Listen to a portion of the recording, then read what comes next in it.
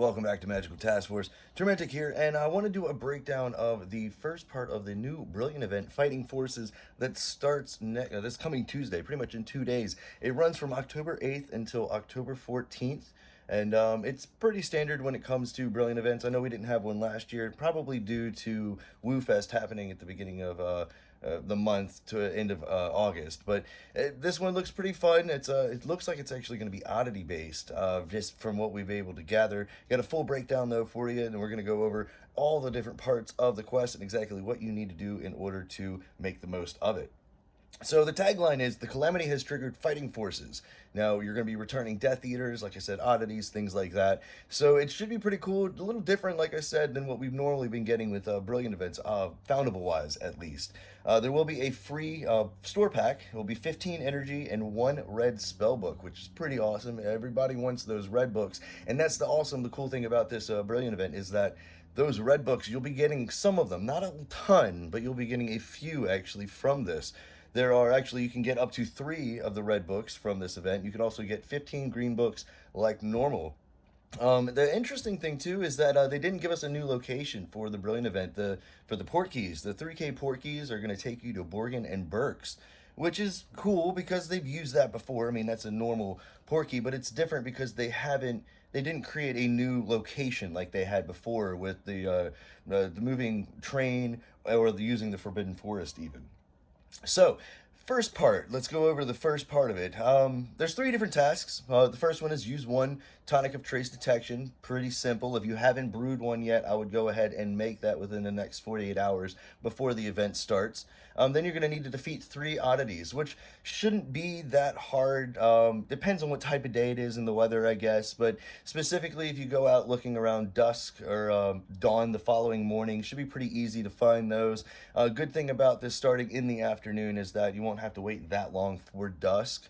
If you're having trouble actually finding oddities, though, make sure you're not in a flagged spawned area, because oddities don't like to spawn in those areas.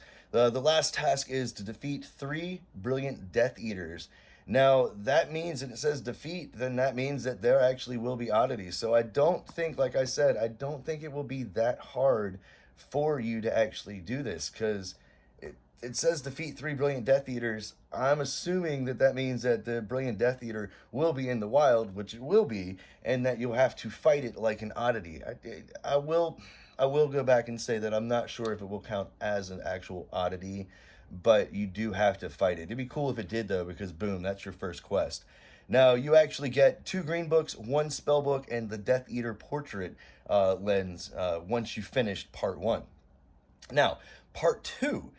Brew 4 potions, defeat 3 brilliant Azkaban escapees, and use 5 healing potions. Now, trick for this one right here, make sure you already have your potions brewed before the Brilliant event starts. Don't take them, don't receive them, put them in your bag or anything. Just keep them there, because you can have up to 4 stored, and boom, boom, boom, boom, you have that one finished. And that should be pretty easy, pretty simple. You should be able to get to part 3, I want to say, within at least the first 20-30 minutes, depending on where you are in your spawn. Now, the rewards for part 2, 5 REM Bloods, 25 Dark Art Experience, 3 green books, 1 red book, a spider web picture frame, and 1 Death Eater registry sticker. So that's how you get one of the stickers, is by completing the second quest, and boom, you got it.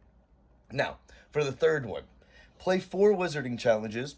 Pretty simple. Get 3 Malfoy crests from using runestones in challenges, okay? And then use 5 EX potions. Now, it didn't specify what EX potion. It might just mean the original, like the first form of the EX potion, not the strong or the potent. That's something that we're going to have to check out when the event actually starts. This one, again, you should be able to do maybe in one fell swoop, though, because once you start racking up some of those rune stones, if you go in, you can knock out the 4 wizarding challenges pretty quickly. And, I mean, you only need the 3 fragments, and then you already returned that one as well, too. So you should be able to do this one again very quick. Now, the rewards for part 3. 3 green books, 1 animated full moon portrait sticker, and 1 troll dragging a club portrait sticker. All right, so now to part 4.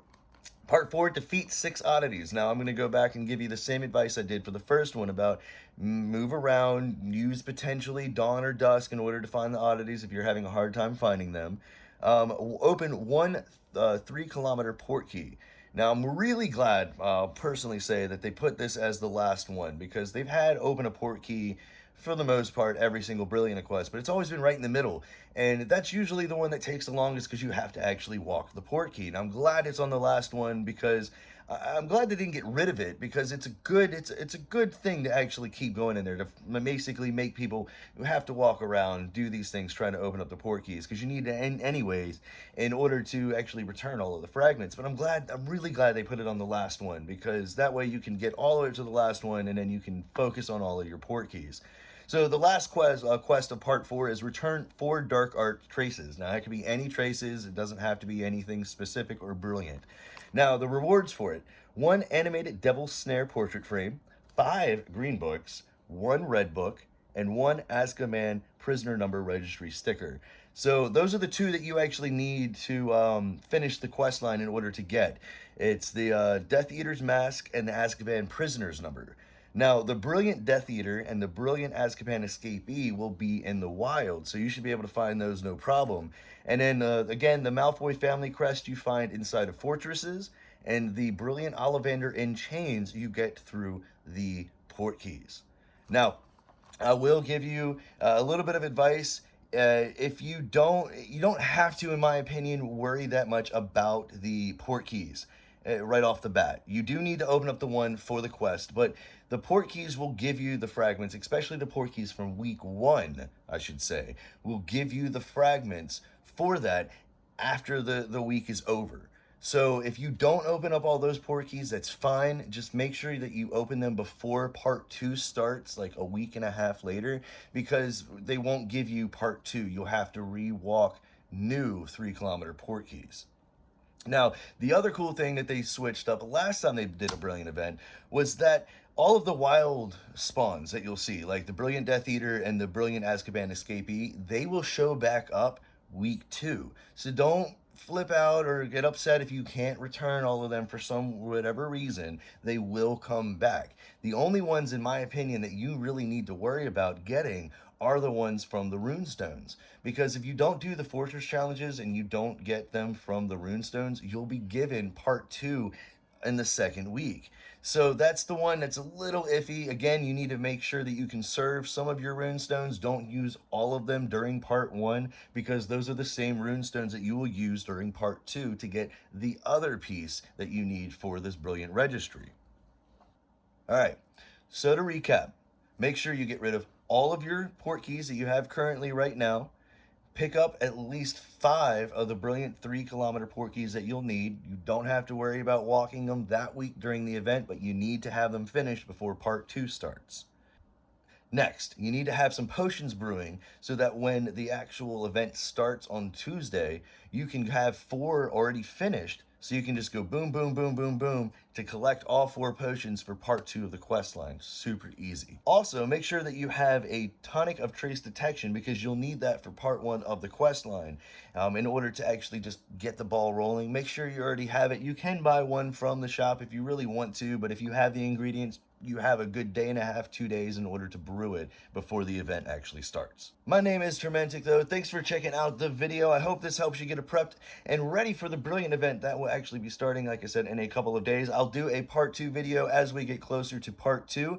The part 1, though, just to recap, takes place October 8th through the 14th. But again, thanks for watching. Give the video a like if you found it helpful. Subscribe to the channel for more tips and tricks. Make sure to follow me on Twitter. It's where I post a lot of breaking news when I don't have time to make videos. But as always, I hope you have a wonderful day.